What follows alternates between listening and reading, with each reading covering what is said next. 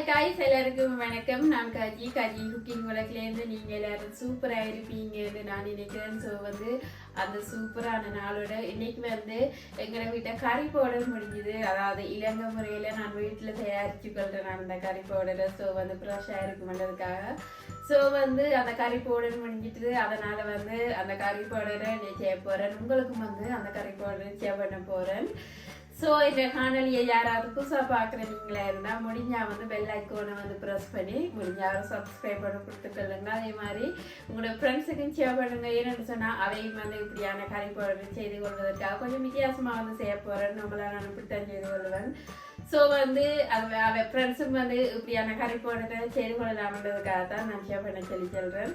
So இப்போ காணொலிக்கு போய் பார்த்துக்கலாம் எப்படி இந்த இலங்கை முறையில் யாழ்ப்பாணத்து முறையில் ஸ்ரீலங்கன் கறி பவுடரை நான் செய்து காட்ட போகிறேன்.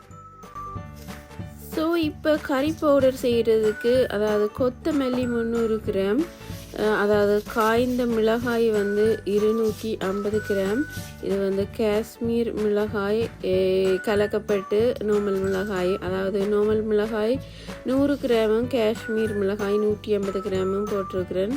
வடிவாக ஈர துணியால் வாஷ் பண்ணி அதை காய வச்சு அதை வெட்டி எடுத்து வச்சிருக்கிறேன்.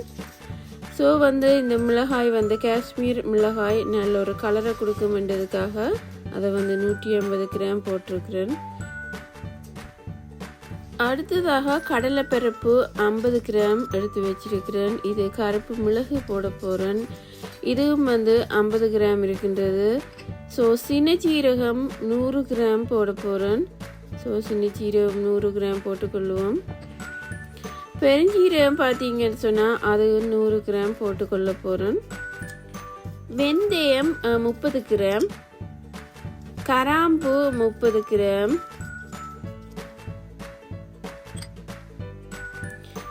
இது பார்த்தீங்கன்னு சொன்னால் காய்ந்த தேங்காய் பூ அது மிஷினில் காயப்பட்ட தேங்காய் பூ 100 கிராம், அதாவது பட்டை 2 துண்டுகள், விரலி மஞ்சள் 50 கிராம், அன்னாசி அதாவது பிரியாணியில் கொஞ்சம் போட்டுக்கொள்ள போகிறேன். அன்னாசி பூன்னு சொல்லிக்கொள்வோம், அதுவும் போட்டுக்கொள்ள போகிறோம். இதில் பார்த்தீங்கன்னு சொன்னால் கருவேப்பிலை இருக்குது. அதே நேரம் ரம்பையிலையும் போட்டுக்கொள்கிறேன்.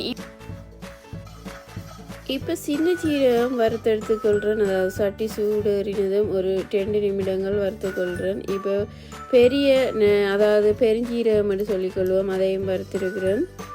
இப்போ எல்லாத்தையும் 2 நிமிடங்கள், அதாவது வெந்தயம், இது பொட்டுக்கடலை, ஸோ இந்த கடலை எல்லாத்தையும் இதில் 2 நிமிடங்கள் வறுத்தெடுத்திருக்கிறேன்.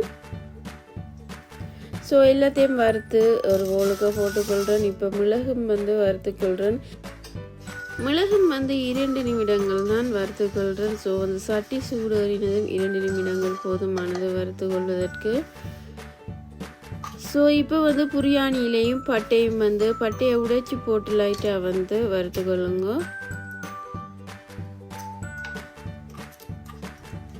ஸோ இப்போ பார்த்தீங்கன்னு சொன்னால் பட்டையும் பிரியாணியிலையும் வறுத்திருக்கிறேன். ஸோ பட்டையும் பிரியாணியிலையும் இந்த போலுக்கு போட்டுக்கொள்ளுவோம்.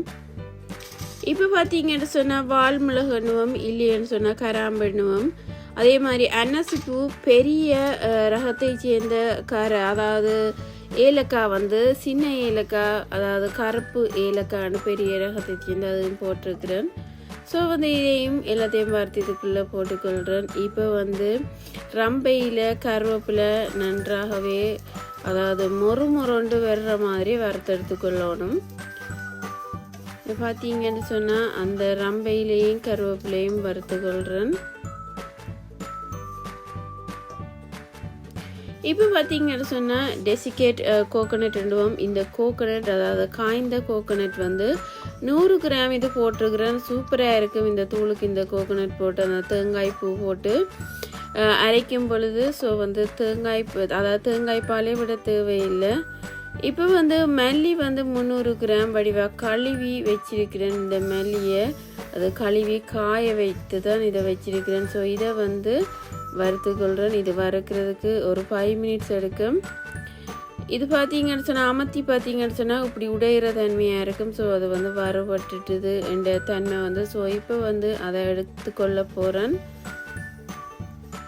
ஸோ ஸோ மல்லியும் வந்து 5 நிமிடங்கள் வறுத்துட்டேன். இப்போ மிளகாய் போட்டுக்கொள்கிறேன். மிளகாயை பார்த்தீங்கன்னு சொன்னால் போட்டிருக்கிறேன். அதாவது மிளகாயின் விதைகளை புறம்ப எடுத்து வச்சுட்டு தான் போட்டிருக்கிறேன். இப்போ வந்து தேங்காய் எண்ணெய் விட்டு வறுத்துக்கொள்கிறேன். அந்த மிளகாய்க்குள்ளே அந்த எண்ணெய் விட்டு வறுக்கும் பொழுது நல்ல ஒரு ஃப்ளேவரில் இருக்கும் அந்த தூளுன்றதுக்காக மிளகாய்க்கு மட்டும் ஆயில் வந்து போட்டு வறுத்துக்கொள்கிறேன். ஸோ மிளகாயில் ஆயிலை வந்து இப்படி ஸ்ப்ரெட் பண்ணி ஒரு 10 இல்லைன்னு சொன்னால் 3 டேபிள் ஸ்பூன் அளவில் ஆயில் வந்து போட்டு வறுத்துக்கொள்ளுங்க. பொழுண்டு வரும் பொழுது அந்த மிளகாயை இறக்கி கொள்ள வேணும். கடைசியாக தான் அந்த விதைகளை போட்டு வறுத்து கொள்ள வேணும். இப்போ வந்து விதைகளை போட்டிருக்கிறேன். விதைகளை போட்டு இனி வந்து விதைகள் நன்றாக வறுத்து கொள்ள தேவையில்லை, லைட்டாக வறுத்தா போதுமானது. ஸோ இப்போ எல்லாத்தையும் போட்டு வடிவாக மிக்ஸ் பண்ணி அந்த ஆயிலில் வறுத்தெடுத்துட்டு இது வந்து ரெடி ஆகிடுது. உங்களுக்கு பார்க்க தெரியுது பொழுண்டு இருக்குது. ஸோ இப்போ இந்த போலுக்கு வந்து போட்டுக்கொள்கிறேன். கடைசியாக வந்து மஞ்சளை வறுத்து கொள்ள போகிறேன். ஏன்னு சொன்னால் மஞ்சள் வந்து அந்த நான் வந்து மிக்சி கப்பில் தானே அடித்து எடுக்க போகிறேன் அந்த தூளை வந்து. ஸோ அதனால் அது வந்து உடைச்சி போடும் பிளேட்டு. ஸோ அதனால் இதை வந்து இப்படி ஒரு உரலில் இடித்து போட்டு தான் வடிவாக பவுடர் பண்ணிட்டு தான் பிறகு வந்து கிரைண்டர் கப்போ இல்லைன்னு சொன்னால் மிக்சி கப்புக்கு வந்து போட்டுக்கொள்ள போகிறேன். ஸோ இப்போ வந்து மஞ்சள் எடுத்து அதை வந்து இந்த உரலில் வடிவாக பவுடர் பண்ணிவிட்டு அதை வந்து இந்த இதில் வந்து மிக்ஸ் பண்ணிக்கொள்கிறேன். இப்போ வந்து ஒரு பாத்திரத்துக்கு இன்னொரு பாத்திரத்துக்கு கொட்டி வந்து ஆற விட்டு கொள்ள போகிறேன். 1 மணித்தியாலங்கள் ஆற விட்டால் போதுமானது. அதற்கு பிறகு வந்து கொஞ்சம் கொஞ்சமாக போட்டு அரைச்சி எடுத்துக்கொள்வோம். இப்போ முதல்ல ஆற விட்டு கொள்வோம். இப்போ பார்த்தீங்கன்னு சொன்னால் மிளகாய் வந்து நல்ல முறுமுறுண்டு இருக்குது. 1 மணித்தியாலம் வந்து இதை வந்து ஆற விட்டேன். ஆறினா தான் இந்த கிரைண்டர் கப்புக்கு அரைச்சி கொள்ளலாம்ன்றதுக்காக. இப்படி வந்து முறுமுறுண்டு இருக்குது, பார்க்கவே உங்களுக்கு தெரியுது. எல்லாமே வடிவாக ஆறிவிட்டது. இப்போ இதில் நான் உள்ளி பவுடர் வச்சிருக்கிறேன். சில பேர் வந்து உள்ளியை வந்து முழுமையாக போட்டுக்கொள்கிறேன். நான் வந்து பவுடராக வந்து போட்டுக்கொள்கிறேன். உள்ளி பவுடர் இப்படி டேபிள் ஸ்பூனால் 1 டேபிள் ஸ்பூன் அளவில் போட்டுக்கொள்கிறேன். இதையும் வந்து வடிவாக மிக்ஸ் பண்ணிக்கொள்ளுங்க. மிளகாய் அரைக்கும் பொழுது எப்போதும் க்ளவுஸ் பாவச்சிக்கொள்ளுங்க, கையில் கண்டிப்பாக இருக்கும். ஸோ வந்து எல்லாத்தையும் மிக்ஸ் பண்ணி விட்டுட்டு இப்படி இந்த கிரைண்டர் கப்புக்கு தான் நான் அரைக்க போகிறேன். இந்த மிக்சி கப்பு பார்த்தீங்கன்னு சொன்னால் நீளமாக இருக்குது. உங்கள்கிட்ட இருக்கிற கப்பு அல்லது ஏற்ற மாதிரி நீங்கள் போட்டு அரைச்சி கொள்ளலாம். இப்போ வந்து கொஞ்சம் கொஞ்சமாக வந்து போட்டு அரைச்சி கொள்ளுங்க. சொன்னால் இவ்வளோ போட்டுருக்குறேன்.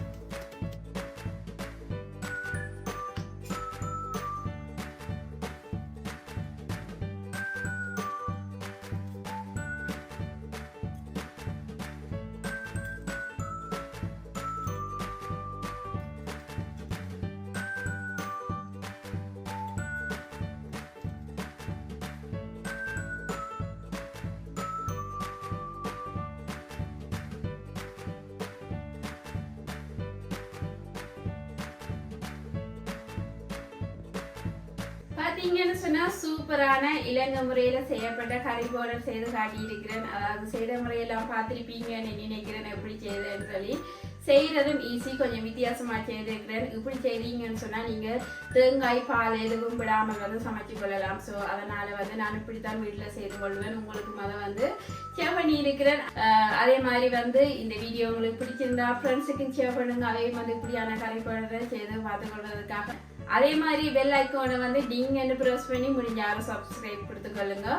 ஸோ இந்த வீடியோ எப்படி இருக்கு, என்ன மாதிரி கறி பவுடர் இருக்குன்னு சொல்லி கமெண்ட் பாக்ஸுக்கா கமெண்ட் போட்டுக்கொள்ளுங்க. இன்னும் ஒரு சூப்பர் டூப்பரான ரெசிபியோட நான் உங்களை சந்திக்கிறேன். தேங்க்ஸ் ஃபார் வாட்சிங். பாய்.